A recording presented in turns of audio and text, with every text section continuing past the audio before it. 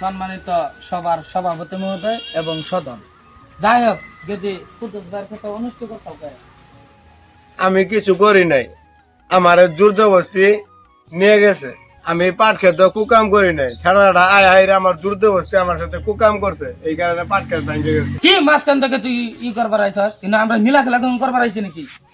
যা হয়েছে তুই শুরু থেকে খুলে ক। আমি ছাগল মেরে দেওয়ার গেছিলাম, সারাটা তখন আমার বুগলে আইলো। তারপর আমার আয় খারাপ কাম করবার ক, কি খারাপ কাম করবা গেল খুলে ক। আরে কাপড় খুলবার ক। ওই মিছা কথা কস, আমি তোর কোন কাপড় খুলবো গেছিলাম? হাত চারা বলা এক থাপ্পড় দিয়ে মুতা এলাম, তোর আমি কথা খবর কিছু আমি করার টাইমে তোর মনে থাকে না, তখন ডবা ডবা করাস।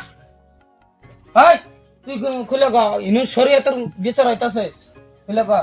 সাহেব আমি এত না করছি, আমার কোনো কথাই শুনে নাই। আমার হয়ে কি না কি করলো, হাই ইনু কান্দার কাম বাদে নাই, ওই কি না কি করলো খুলে ক। কি করলো এখন আনে রাই বুঝে নেন। কি না কি করলো আমরাও না আসলাম নাকি? কি না কি করলো আমরা কি? আমার হাতে লুচামি করছে।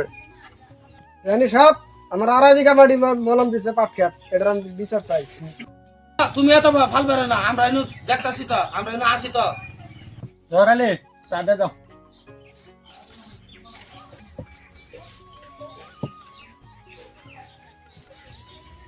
বিস্কুট কো।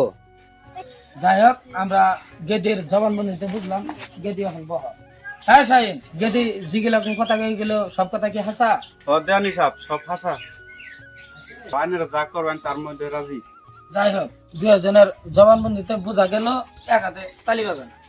তখন সামাজিক নীতি নিয়ম হিসেবে 2 জনের বিয়ে করে দিই, সভাপতি সব কি করেন বিয়ে করে দিই। বিয়ে পড়াই দেন। যাই হোক বেলা বাড়ি এলো, বেটি উড়াউড়ি করি।